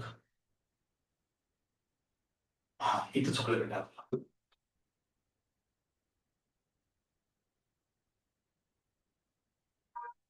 राईट? सरळ व्याज चक्रवाढीचा फरक काय? हा आहे ना. एकी एक किती आला? 631 रुपये. एक घे, सॉरी एक आलं. हा काय असेल तुझा? फरक असेल. आणि हे काय असेल? तुझी मुद्दल असेल. बरोबर आहे? हे सरळ व्याज असेल, हे पूर्ण चक्रवाढ असेल. पहिला चेंडू सोडून फरक असेल ना. मग ह्या फरकाच्या जागी काय दिलं त्यांनी? एकच्या जागी 631 रुपये. म्हणजे ह्या एकच्या जागी सुद्धा काय असेल? 631 असेल आणि वरून 2 शून्य असतील. म्हणजे 63,100 रुपये काय असेल? तुमची मुद्दल असेल. 63,100 रुपये मुद्दल येते. इझी आणि इझी बॉल मध्ये सॉफ्टली सॉल्व्ह केला आपण त्याला. राईट? त्याच्यानंतर पुढे काय म्हणतात त्यांना? 18,000 रुपयाच्या रकमेवर एका विशिष्ट व्याजदराने 2 वर्षाच्या कालावधीत मिळणारे चक्रवाढीचं सरळ व्याज याच्यातला फरक किती रुपये आहे? 405 रुपये असल्यास व्याजाचा दर काढायचा आहे. कळलं? मग आता फरक काय असते बघा, हे 2 आणि हे 1 आहे. ही रक्कम काय दाखवत असते? फरक दाखवत असते. बरोबर आहे. तुमचा मुद्दल किती रुपये? 18,000. व्याजाचा दर तुम्हाला नाही माहिती, तुम्ही काय करा, 8% जर घेतलं, हा फरक कशाच्या बरोबर आहे? 405 रुपयाच्या बरोबर आहे. कळलं? मग हे काय होईल? हे R म्हणजे हे 18,000 गुणिले R/100 R/100 बरोबर किती रुपये? 405 रुपये. कळलं? मग हे आरचा वर्ग बरोबर 405 गुणिले हे 1 2 3 कटले 10/18 आले. हे काय झालं? 18 दुनी 36 उरलं 4. 18 दुनी 36 18 पंचे 90 गुणिले 10 बरोबर किती झालं? 225 झालं. सो आर बरोबर किती होईल तुमचं? ते 15% असेल. आर बरोबर किती आले तुमचं? 15% असेल. किंवा मग तुम्ही हे 405 ला कितीने भागले? हे 1800. करेक्ट? तर याला वरती एक शून्य लावलं ह्याला. राईट? ह्याला टक्केवारीचं सिम्बॉल दिलं. कॅल्क्युलेशन केलं तर 225 येतं. तर 225चं वर्गमूळ घ्या, तेच येतं जातं. ठीक आहे, पण या पद्धतीने जा असं. त्याच्यानंतर हा एक 11वा अत्यंत स्टँडर्ड प्रॉब्लेम आहे. एक रक्कम चक्रवाढीने 2 वर्षात 7,350 रुपये होते, तर 3 वर्षात 8,575 रुपये होते, तर मुद्दल काढा म्हणले. तर काय माहिती आहे का, एक कन्सेप्ट आहे. चक्रवाढीमध्ये पैसा हा विशिष्ट कालावधीमध्ये विशिष्ट पटीमध्ये वाढत जातो. आपल्या पुस्तकामध्ये चक्रवाढीच्या सुरुवातीला एक ग्राफ दाखवलेला आहे आणि त्या ग्राफच्या आतमध्ये एक असं ढग काढून त्या ढगामध्ये एक वाक्य लिहिलेलं आहे. त्या वाक्यावर आधारित हे उदाहरण आहे. कळलं? मग काय सांगितलेलं आहे त्यांनी? 2 वर्षाच्या कालावधीमध्ये हे तुझी मुद्दल, हे 1 वर्ष, हे 2 वर्ष आणि हे 3 वर्ष. 2 वर्षाच्या कालावधीत किती झाली तुमची रक्कम? 7,350 रुपये झाली आणि इकडे किती झाली? 8,575 रुपये. तर यांच्यातला फरक घ्या तुम्ही. 1,225 रुपये. कारण 1,225 न जर तुम्ही याला भागलात तुम्ही, तर 12×72 म्हणजे हे 6 पट जाईल. याच्यापेक्षा एक 1,225 जास्त आहे, म्हणजे हे काय झालं? 7 आहे. 6-7 आलं. जे दरवर्षी एका वर्षाचा कालावधी लोटला की रक्कम किती झाली? मागच्या रकमेच्या 706 पट झाली. म्हणजे इथून इथं सुद्धा ही रक्कम किती पट झाली असेल? 7/6 पट झाली असेल. इथून इथं सुद्धा ही रक्कम किती पट झाली असेल? 7/6 पट झाली असेल. 7 49ला 7,350 म्हणजे 49 दीड 73 म्हणजे 15 पट वर शून्य. 36ची 15 पट 540 वर शून्य म्हणजे 5,400 रुपये का बघा सुद्धा आन्सर. राईट? जाऊ दे, तू असं कर. इथं तुझी अमाऊंट पी आहे समज. पीच्या 706 पटीच्या 706 पट बरोबर किती आहे? 7,350 आहे. तर पी बरोबर 7,350 गुणिले 36 भागिले किती? किती घेतलं? हे 49 घेतलं. कॅल्क्युलेशनचा भाग आहे.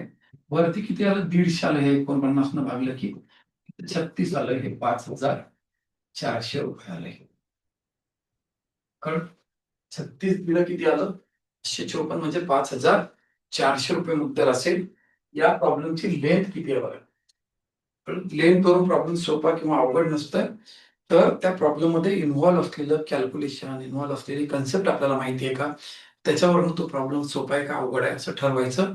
एखादा प्रॉब्लेम लेंथला जास्त असला म्हणून सोडून द्यायचा नाही. कळतंय? तर तर या प्रॉब्लेमला इम्पॉर्टंट करा. जर पेपर अवघड आला तर हा प्रॉब्लेम राहण्याची दाट शक्यता आहे. कळलं? त्याच्यानंतरच्या एक्झाम्पल मध्ये काय म्हणताय, एक रक्कम 15 वर्षामध्ये किती पट होते? दुप्पट होते. एक रक्कम 15 वर्षामध्ये दुप्पट झाली. कळलं? तर तुम्ही कुणाला जर 8 पट व्हायला किती वर्ष लागतात? इथं इथल्या इथं तुमची दुप्पट झाली. दुप्पट व्हायला तुम्हाला किती वर्ष लागले? 15 वर्ष लागले. जे 1 रुपयाचे किती झाले? 2 रुपये झाले. तर 2 रुपयाचे 4 रुपये करायचे तुम्हाला. तर हे पण दुप्पट झाली. हे दुप्पट करायला परत किती वर्ष गेले तुमचे? 15 वर्ष. परत याची दुप्पट केली आपण. किती रुपये आले तुमचे? 8 रुपये आले. मग ह्या 1 चे किती झाले इथं? 8 पट आले. किती आले? 8. आलं ना? मला 8 पटच पाहिजे ना. 8 पट. मग कालावधी, एकूण कालावधी किती गेला? 15 ते 30, 15 ते. तर एकूण कालावधी किती लागला तुम्हाला? 45 वर्ष लागला. काय केलं जातं? किती पट आहे? दुप्पट. मग 2चा कितवा घातांक? 8. तिसरा घातांक 8. तर तो जो काही तिसरा आलाय 3 आला त्याच्याने ह्या कालावधीला गुणलं जातं. 15 ते 45 अशी काहीतरी एक मेथड सांगितली जाते. पण तसं करू नको, लाईनने जा ना. सरळ सरळ कशाला प्रोसेस टेन्शन घेतो? दुप्पट झाले की 15 वर्ष, पुढच्या दुपटीला 15 वर्ष, पुढच्या दुपटीला 15 वर्ष. आत्ताच सांगितलं ना मागचं गणित करताना. एक विशिष्ट कालावधी गेला की विशिष्ट पटीमध्ये रक्कम वाढते. तर चक्रवाढामध्ये कालावधी स्थिर असताना वाढलेली पटीची पट सुद्धा कशी असते? स्थिर असते. राईट? मग याच्यानंतरच्या प्रश्नामध्ये तर असे हे 12 प्रश्नांमध्ये कंपाऊंड इंटरेस्ट मध्ये इन्व्हॉल्व असलेल्या सगळ्याच्या सगळ्या कन्सेप्ट आपण कव्हर करण्याचा प्रयत्न केलेला आहे. हे बघा, आपण हे जे लेक्चरची सिरीज होती याच्या भाग 2 मध्ये आपण शेकडेवारीशी संदर्भित चॅप्टरच्या अनुषंगाने डिस्कस करण्याचं ठरवलं होतं. तर पहिल्या लेक्चरमध्ये म्हणजे दुसऱ्या लेक्चरमध्ये शेकडेवारीशी संदर्भानं शेकडेवारी नावाचा टॉपिक आणि नफा तोटा हे 2 प्रकरण बघितलं होतं. व्हिडिओची लेंथ जवळजवळ 2 तासाच्या आसपास गेली होती म्हणून मी थांबवलं होतं. या एपिसोडमध्ये म्हणजे तिसऱ्या एपिसोडमध्ये आपण त्याच्याच अनुषंगाने असलेली सरळ व्याज आणि चक्रवाढीची ही संकल्पना बघितली. आता आपल्याला माहिती आकलन म्हणजे डाटा इंटरप्रिटेशन नावाची एक कन्सेप्ट आपल्या सिलेबसमध्ये ऍड झालेली आहे. पहिलं होती ती फॉरेस्टच्या एक्झाम्सला यायची. तर त्याच्यावरती आता आपण काय करूयात, एक्झाम्पल्स पाहायला घेऊयात. राईट? तर माहिती आकलन म्हणजे डाटा इंटरप्रिटेशन जे असतंय ना त्याच्यामध्ये तुमचं पण टक्केवारीच्या कन्सेप्ट खूप गरजेच्या आहे. इथं रिव्हिजन करण्यासारखं काही नाहीये. पण तुम्हाला फक्त बघायचंय, डायग्रामचं प्रेझेंटेशन बघायचंय आणि तुम्हाला तुमचं वर्किंग करायचंय. राईट? तर दिलेल्या वृत्तालेखामध्ये साक्षर व निरक्षर स्त्री व पुरुषांच्या संख्येची एका शहरातली शेकडेवारी दिली आहे. राईट? तर साक्षर पुरुष आणि साक्षर स्त्रियांच्या संख्येतला फरक काढा म्हणतात. राईट? एकूण शहराची लोकसंख्या इथे लिहिलेली आहे किती? 2.5 लाख आहे. आपल्याला फरक कोणाचा विचारलाय? साक्षर पुरुष विचारलाय. साक्षर पुरुष कुठे आहे? हे या ठिकाणी. मी थोडस पेनचा रंग बदलतो. आपल्याला थोडं राईट लालच्या फॅमिलीमध्ये राईट. मग हे साक्षर पुरुष, हे इथं साक्षर पुरुष व साक्षर स्त्रिया यांच्या संख्येतला फरक काय? राईट. आता या ज्या टक्केवारी दिलेल्या आहेत या टक्केवारींचा बेस कोण आहे? 33% कुणाच्या? 2.5 लाखाच्या. 35% कुणाच्या? ह्या 2.5 लाखाच्या. आपल्याला या दोन संख्येतला फरक विचारलाय. दोनही टक्केवारीचा बेस ही त्या शहराची किंवा त्या गावाची एकूण लोकसंख्याच आहे. बरोबर आहे? म्हणजे आपण त्या बेस सारखा असल्यामुळे दिलेल्या टक्केवारीचा आपल्याला फरक म्हणजे वजाबाकी घेण्याचा पूर्ण अधिकार प्राप्त होतो. मग आपल्याला रिक्वायर्ड असलेला फरक जो काही आहे, राईट, अपेक्षित फरक जो काही आहे, साक्षर स्त्रिया आणि साक्षर पुरुषांच्या संख्येतला जो काही फरक आहे तो किती टक्के असेल? 33% आणि 35%, 2%. कुणाचे? 2.5 लाखाचे किती टक्के असतील ते? 2% असतो. 1% 2,500 होईल. 2% किती होईल? 5,000. तर 5,000 कुठं आहे? इथं आहे. कळलं? किती आलं ते? त्या शहरातल्या साक्षर पुरुष आणि स्त्रियांच्या संख्येतला फरक किती टक्के आहे? फरक किती आहे? 5,000चा आहे. कळलं? फॉरेस्टचे 2008चा पेपर, 9चा पेपर, 11चा पेपर आणि 12चा पेपर. ह्याच्यामध्ये तुफान क्लास प्रॉब्लेम्स आहेत एकदम मॅथ्सचे. आपलं जे पीवायक्यूच पुस्तक आहे मी सगळे कव्हर केलेले आहेत. त्याच्यामध्ये जॉमेट्री कव्हर केलेली आहे, ट्रिग्नोमेट्रीचे कव्हर केलेले आहेत, डाटा इंटरप्रिटेशनचे कव्हर केलेले आहेत. मला त्या 4 वर्षातल्या पेपरमध्ये जसे प्रॉब्लेम्स भेटलेत, खानदानी दर्जा म्हणतात ना, तसा कुठल्याच पेपरमध्ये प्रॉब्लेम्स नाहीयेत. कळलं? तर फॉरेस्टच्या पेपरला पाठीमागच्या प्रिव्हियस इयर्समध्ये खूप जास्त प्रश्न आलेले त्याच्यावरती. राईट? तर याचा पुढचा प्रश्न बघा. हे सगळे पीवायक्यूज आहेत. याच्यात मी एकही अक्षर बदललेला नाही. आता हे 2017च्या टॅक्स असिस्टंटचा परीक्षेला आलेला प्रश्न आहे. 30 कर्मचाऱ्यांच्या एका वर्षात उपभोगलेल्या वैद्यकीय रजेची माहिती खालील तक्त्यात दिलेली आहे. तक्ता दिलाय. दिवसांची संख्या आणि कर्मचाऱ्यांची संख्या दिलेली आहे. आता दिवसांची जी संख्या दिलेली आहे ती एका वर्गामध्ये, वर्ग म्हणजे काय म्हणतात त्याला, भागांमध्ये विभागून दिलेली आहे. 0 ते 10च्या दरम्यान, 10 ते 20च्या दरम्यान. राईट? तर याला क्लास असं म्हणतात. काय म्हणतात त्याला? क्लास असं म्हणतात. आणि या क्लासची सुरुवातीची जी संख्या असते त्याला लोअर लिमिट असं म्हणतात आणि पुढची संख्या जी असते त्याला अप्पर लिमिट असं म्हणतात. त्याला क्लास इंटरव्हल या नावाने म्हणतात, ओळखला जातो. क्लास इंटरव्हलच्या बाबतीमध्ये तर हे क्लास जे आहेत ह्याचा शेवट याची सुरुवात आहे, याचा शेवट याची सुरुवात आहे, म्हणजे ह्याला आपण सलग वारंवारता सारणी असं म्हणतात. राईट? मग असं जर असेल, त्यांचा मध्य जर काढायचा असेल तो आपण अशा पद्धतीनं काढतो. आधी काय करायचं? ते 0 आणि 10चा मध्ये किती येतो? 5 येतो. याचा मध्ये किती? 15 येईल. याचा मध्ये किती? 25 येईल. याचा मध्ये किती? 35 येईल. याचा मध्ये किती? 45. ह्या प्रत्येकाचा मध्ये काढून घ्यायचा, कोणाचा? त्या क्लासचा, दिलेल्या क्लासचा मध्ये काढून घ्यायचा. आणि मग काय बाकीचं काही टेन्शन नाहीये मध्ये. तर रजेचा मध्ये जो काही असेल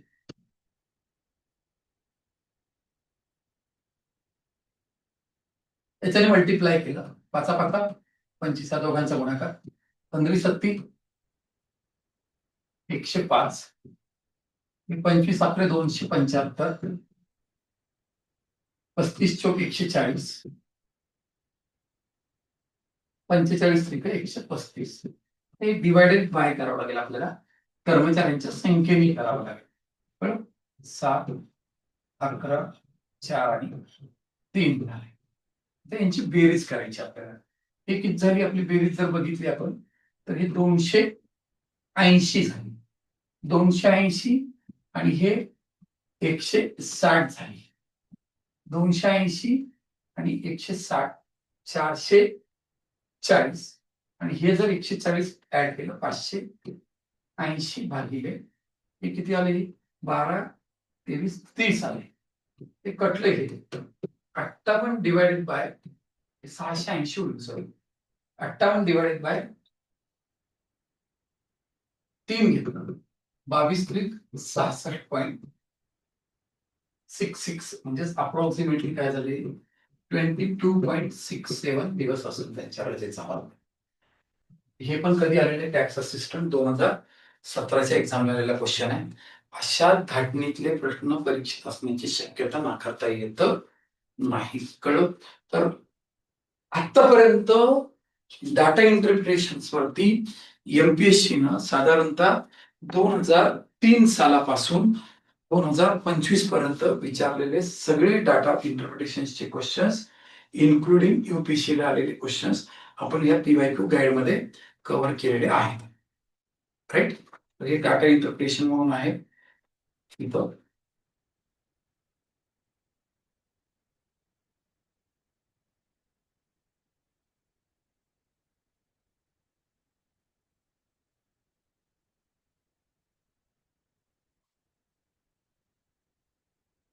हे बघा,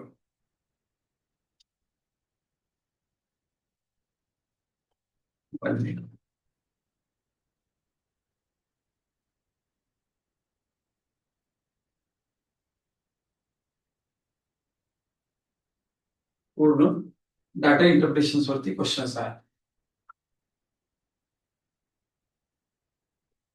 माहिती आहे, राईट. तर याच्यामध्ये आतापर्यंत आलेले सगळेच क्वेश्चन्स आपण काय केलेले कव्हर करण्याचा प्रयत्न केलेले. जवळजवळ 80 प्रश्न आहेत त्याच्यावर, राईट. मग त्याच्यामध्ये 2003 पासून जेव्हा जेव्हा आले, फॉरेस्टला आले असतील, टेक्निकलला आले असतील, एसटीआय आले असतील, टॅक्स असिस्टंटला असतील, एएसओला आले असतील, राज्यसेवेला आले असतील, एमपीएससीने घेतलेल्या सगळ्या परीक्षांचे आपण कव्हर करण्याचा प्रयत्न केलेला आहे. सोबत युपीएससीला विचारलेले प्रश्न घेतलेले. पण तेवढं जरी केलं तरी त्यातला क्वेश्चन रिपीट होण्याची शक्यता नाकारता येत नाही, राईट. तर त्याचा पुढं हे बघा, हा एक चांगला प्रश्न आहे. काय म्हणतंय, हे प्रीच्या पेपरला आलेलं क्वेश्चन आहे. आता याला केसलेट्स असं म्हणतात. आता काय होतं, मी बऱ्याचदा बघितलेलं आहे केसलेट्सच्या बाबतीमध्ये, की जे शिकवणारे लोक असतात ते सांगतात की हे सगळ्यात पहिल्यांदा या रिकाम्या जागा भरून घ्या म्हणून सांग. रिकाम्या जागा भरत बसायची गरज नसते केसलेट्सला. आपल्याला काय विचारलंय त्याच्याकडे लक्ष ठेवून सोडवणं गरजेचं असतं. मला काय विचारलेलं आहे, C1 महाविद्यालयातील किती विद्यार्थ्याकडे किमान एक प्रकारचा संगणक आहे. किमान म्हणजे एकतर लॅपटॉप असेल, डेस्कटॉप असेल किंवा दोनही प्रकारचे असतील. तर नसणारे काढायचे, नाही आहे काढायचे, असणारे काढायचे, बरोबर आहे. मग बघा इकडे मला विचारले कुठल्या महाविद्यालयाच्या बाबतीमध्ये, C1 महाविद्यालयाच्या बाबतीत विचारलेलं आहे. तर मी फक्त C1 महाविद्यालयाचा विचार करणार. माझ्यासाठी C2चं या पेपर इन्फॉर्मेशन माझ्या काहीही कामाची नाहीये. मी हे सगळं डिलीट करून टाकतो. मला हे एकूणचंही काही देणं घेणार नाही. कळतंय? काय गरज आहे, मला जेवढं C1 विचारलं C1च काढायचं मला, राईट. मग C1 आणि C2ची इन्फॉर्मेशन काय दिलेली, C1 आणि C2 महाविद्यालयातील विद्यार्थ्यांचं प्रमाण किती आहे, 9:7. C1 C2 मधलं प्रमाण 9:7. एकूण किती विद्यार्थी आहेत, एकूण 480 विद्यार्थी आहेत. 16 भाग बरोबर किती आले तुझे, 480 आले. एक भाग बरोबर किती आले तुझे, 30 आले.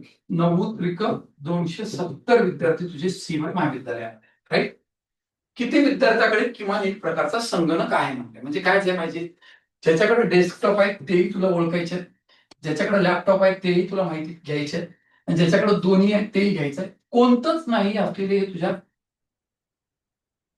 काउंटिंगचा भाग असणार नाही. म्हणजे तुला कोण नको आहे, 270 मधले तुला 15 लोक काय नको आहेत तुम्हाला. नको असणं म्हणजे मायनस केला असतो. राहिलं किती, 255 विद्यार्थी आहेत की ज्यांच्याकडे किमान एक तरी संगणक आहे. संगणकाचा प्रकार काय, एक तर डेस्कटॉप असेल, लॅपटॉप असेल किंवा दोन्हीपैकी काहीतरी, दोन्हीच्या दोन्ही असतील. कळलं.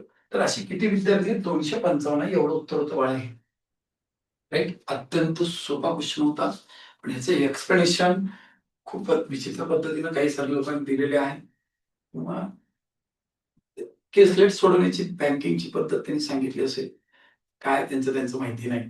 पण हे एवढं सोपं होतं. ह्या गणिताच्या बाबतीमध्ये परत रिपीट होण्याची शक्यता नाकारता येत नाही याची, राईट. तर याच्या पुढच्या प्रश्नामध्ये काय म्हणतो साहेब, बघ आता एसटीआयच्या 2019च्या पेपरला आलेला क्वेश्चन, स्पर्धात्मक खालील आलेखाचा व तक्त्याचा काळजीपूर्वक अभ्यास करा व त्यावर आधारित प्रश्नांची उत्तर द्या. 7 राज्यातील स्पर्धात्मक परीक्षेत उपस्थित होणाऱ्या उमेदवारांचं वर्गीकरण. 7 राज्यातले हे ABCDEFGH 7 राज्यातले कोणत्या राज्यातून किती टक्के परीक्षेला बसले त्याचा पर्सेंटेज दिलेला आहे. एकूण 3 लाख विद्यार्थी बसलेले आहेत. राज्यात नुसार टक्केवारी व पुरुष व महिला पात्र उमेदवारांचं गुणोत्तर पण दिलेलं आहे. कारण तर प्रत्येक राज्यातून परीक्षेला बसलेले किती टक्के उमेदवार पात्र झाले आणि पात्र झालेल्या उमेदवारांमध्ये किती पुरुष आहेत आणि किती स्त्री आहेत हे सांगितलेलं आहे. तर त्यांनी काय म्हटले, जी राज्यामधून पात्र असणाऱ्या पुरुष उमेदवारांची संख्या काढायची. जी मधले पात्र आणि त्यातले कोण घ्यायचे, पुरुष घ्यायचे. आधी जी मध्ये किती टक्के, 7%. 7% म्हणजे 7/100. आता पात्र बघायचे, जीचे पात्र किती आहे, 48%. 48% म्हणजे 48/100 जर केलं तर 12/25 झालं. हे पात्र किती झाले, 12/25 झाले. आता पात्र मध्ये तुला कोण पाहिजे, पुरुष पाहिजे. पुरुष आणि स्त्रियांचं गुणोत्तर किती आहे, 9:11 आहे. त्यातले पुरुष किती आहेत, 9 आहेत. किती पैकी, 20 पैकी. 9 आणि 11ची बेरीज किती झाली, 20 पैकी आहे, राईट. मग काय झालं, यांचा गुणाकार इकडे पुढे घेतला मी, कळत. तर यांचा गुणाकार काय होतो? 63 गुणिले 12 720 756 झाला आहे. यांचा गुणाकार इकडे मागे घेतला. यांचा गुणाकार किती झाला? हे 500 गुणिले 100 म्हणजे 50,000 झाला आहे. ही एकूण परीक्षेला बसलेल्या विद्यार्थ्यांची संख्या असेल. यांच्या जागी किती दिले? तरी 3 लाख दिले. 3 लाख दिले. 50,000च्या तुलनेमध्ये 3 लाख हे एकूण किती पट आहे? 6 पट आहे. तर मग याची पण किती पट घ्यावी लागेल तुला? 6 पट घ्यावी लागेल. 7 42 345 36 असं उत्तरच हा 45 हे पहिलाच ऑप्शन आहे. दिस इज आन्सर असेल. फार त्याच्यात काही येडी वाकडी कॅल्क्युलेशन्स करत बसण्याची आवश्यकता नाही. इथले 7% काढ, मग त्याचा आकडा घेऊन इथं ये, 48% काढ, मग त्याचं परत करत बस. राईट? फुल लेंथवर जाण्याची आवश्यकता नाहीये. परत सांगायला लागलो, या प्रॉब्लेमची जाडी, उंची, काय रुंदी किती आहे हे महत्वाचं नसते. ते वाचल्याच्या नंतर ते वाचन त्याचं फास्ट झालं पाहिजे. त्याला समजून घेण्याची क्रिया तुमची रॅपिड असली पाहिजे. ते कधी होऊ शकते? एकतर सवय आणि त्याच्यात दडलेले कन्सेप्ट तुला पटापट ग्रॅप करता येत असतील तर. आणि हे दोनही गोष्टी कधी करता येते? एका चांगल्या गुरुच्या हाताखाली प्रॅक्टिस करतानाच होत असतं हे. कळतंय? राईट? प्रॅक्टिस करा. प्रॅक्टिस करा, मरणच नाही. पहिलं काहीच केलेलं नसल्यामुळे ते पाप धूत राईट पुण्याच्या मार्गावर यावं लागतं. राईट? त्याच्यानंतरच्या प्रश्नामध्ये काय म्हटलं? 4 झाले.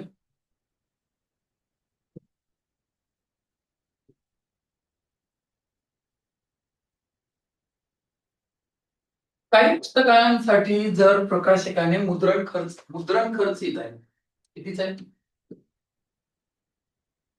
20%. बरोबर किती दिले? 30,600 रुपये. तर ग्रंथ प्रसिद्धी हक्कापोटी ग्रंथ प्रसिद्धी हक्क किती आहे? 15%ला किती म्हणतो? राईट? तर इथं 5 5 त्रिक 15. याच्या तुलनेमध्ये हे बघायचं आहे.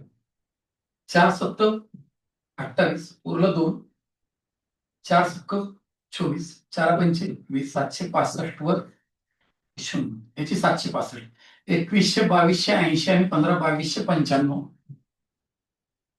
वर 0 किती आले?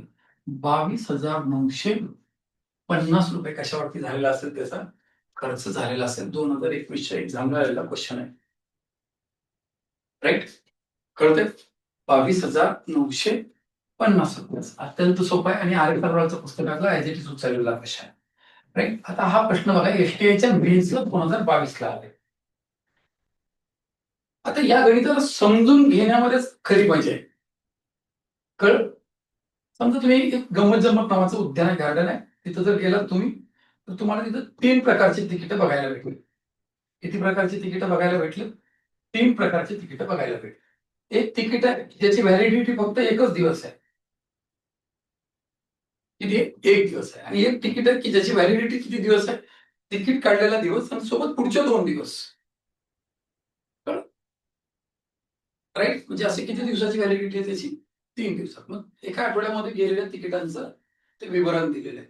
गेल्या आठवड्यात गुरुवारी सर्व मिळून वैध असलेल्या तिकिटांची संख्या निवडा म्हणते. पुण्या दिवशीची? गुरुवारची. आता गुरुवारची 1 डे व्हॅलिड असलेली किती आहे? 1 डे व्हॅलिड वाले 308 असते. आता 3 डेज व्हॅलिड पास असणारे लोक त्या दिवशी किती असतील आपल्याला चेक करायचं. 3 डे व्हॅलिड असणारे सोमवारी ज्यांनी तिकीट काढलं त्यांना सोमवारी बघल, मंगळवार बघल, बुधवार बघल, त्यांना गुरुवारी येणार. पण मंगळवारी तिकीट काढलेला मंगळवारी बघल, बुधवार बघल, गुरुवारी बघल. म्हणजे 3 डे व्हॅलिड मध्ये किती असतील तिथं?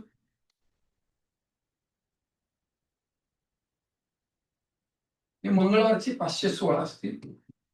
बुधवारचे बघा, बुधवारचे 483, म्हणजे त्या दिवशी पण जातील, गुरुवारी पण जातील, शुक्रवारी पण जातील. म्हणजे ते गुरुवारी येणारच आहे.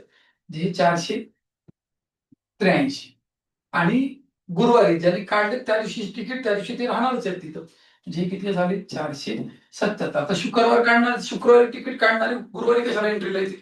राईट? त्याला वेट मिळत नाही एंट्री. आता आपल्याला बेरीज करायची. 800, 1300, 1600, 1750, 1760, 1760 आणि हे 1776 आणि 1784 सगळी बेरीज किती आली? 1784. तर त्या गुरुवारी तिथं असणारे लोक किती आहेत? 1784 लोक काय असतील? गुरुवारी त्या पार्कमध्ये आलेले असतील. अत्यंत मस्त क्वेश्चन आहे आणि हे परत रिपीट होण्याची वेगळ्या फॉर्म मध्ये शक्यता नाकारता येत नाही. कुठं आलंय? एसटीआयच्या मेन्सला आलंय. कधी आलंय? 2022 आलंय, रिसेंट आलेलं आहे.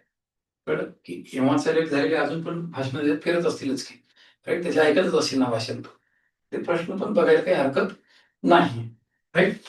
त्याच्यानंतर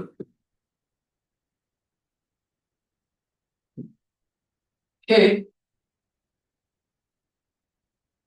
7वा पॉईंट क्लास आहे, दर्जा आहे याच्यामध्ये.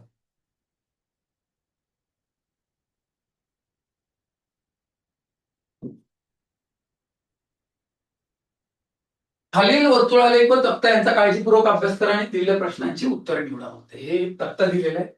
एका कंपनीमध्ये कामगारांच्या संख्येचं डिपार्टमेंटचं पर्सेंटेज वाईज डिस्ट्रीब्युशन दिलेलं आहे. एकूण कामगारांची संख्या 1500 सांगितलेली आहे आणि प्रत्येक विभागातल्या पुरुषांची टक्केवारी दिली, जे रेस्ट ऑफ द काय असेल? स्त्रियांची शेकडेवारी असेल, राईट? तर कोणत्या विभागामध्ये सर्वात जास्त स्त्री कामगारांची संख्या असं विचार? कंबाईनच्या बीच्या मेन्सला आलेला प्रश्न आहे 2023. जो कोणी ह्या 1500चा वापर करेल त्याला त्या वेळेमध्ये प्रश्न सुटणारच नाही. कसं केलं पाहिजे बघ सांगतो. माहिती तंत्रज्ञान कुठं आहे? इथं आहे. माहिती तंत्रज्ञानामध्ये 35% बायका काम करतात. राहिले किती टक्के? पुरुष 35% काम करतात. तर राहिले किती? ते 65. राईट? हे माहिती तंत्रज्ञानची इथं 65 लिहितो मी, राईट? त्याच्यानंतर विपणन. विपणन मध्ये पुरुष किती करते? 40. तर बायका किती असतील? 60. विपणनच्या इथे मी 60 लिहितो, राईट? लेखा विभाग. लेखा विभागामध्ये 60% पुरुष आहेत, बायका किती असतील? 40 असतील, राईट? आणि वितरण. वितरण मध्ये 50% काय पुरुष आहेत, तर बायका किती असतील? 50 असतील. आता बघ, या दोघांचा गुणाकार,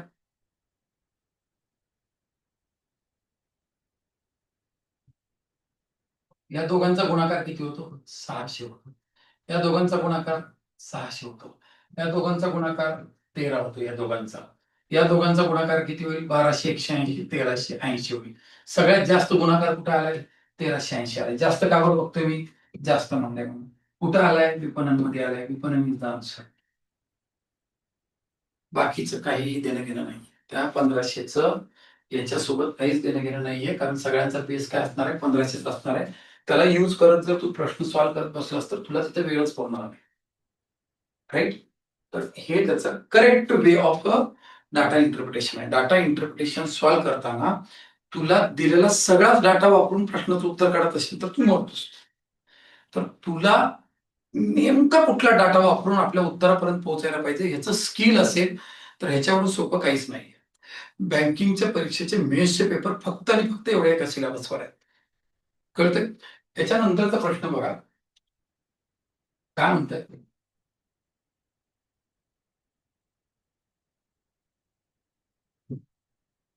खालील माहिती विचारात ठेवतोय, क्लास क्वेश्चन आहे, राईट?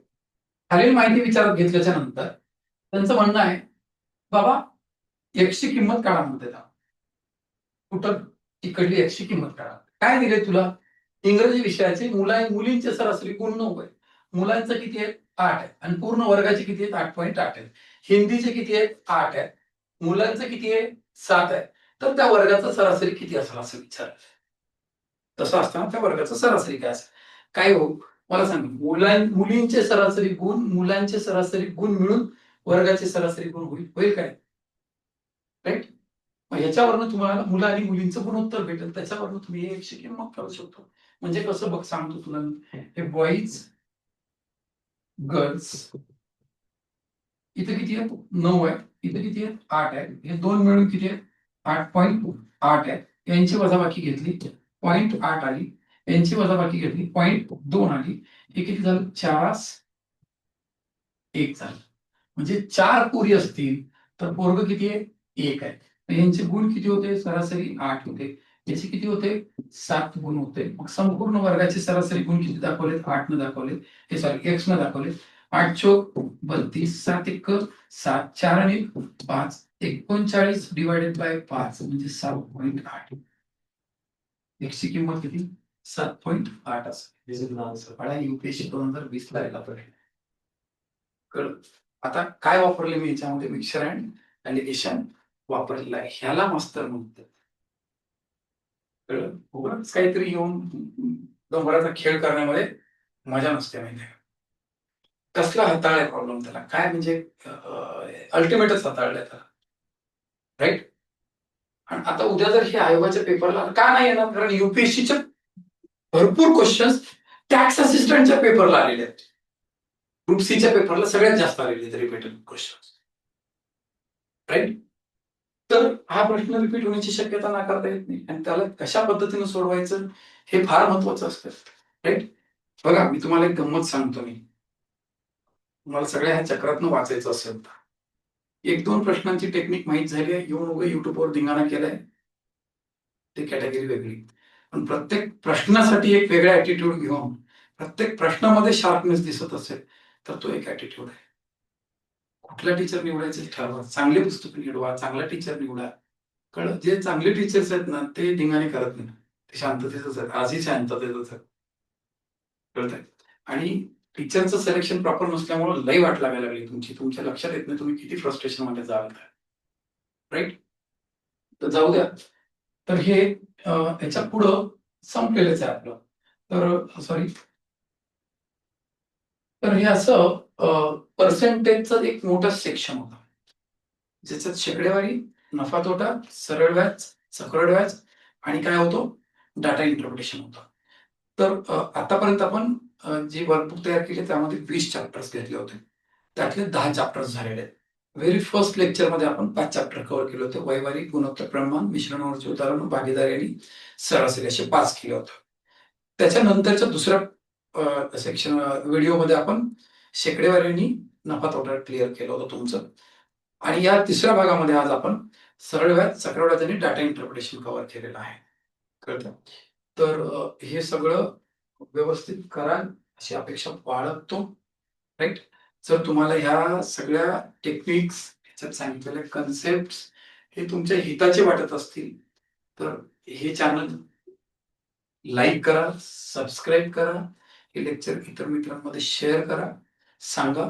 ओके? तर हे लेक्चर थांबतो. नमस्कार.